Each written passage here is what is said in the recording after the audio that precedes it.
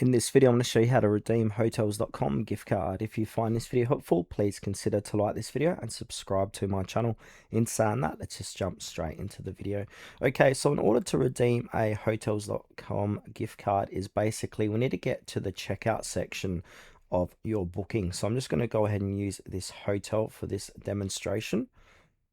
So I'm inside the Yes Hotel Sydney Harbour Suites. I'm going to go ahead and click on this one, and now I'm going to choose pay now, or I can pay at the property. Now in the checkout process, if we scroll down here, we've got the payment details. So to the right of that, keep scrolling down, it says here use a gift card.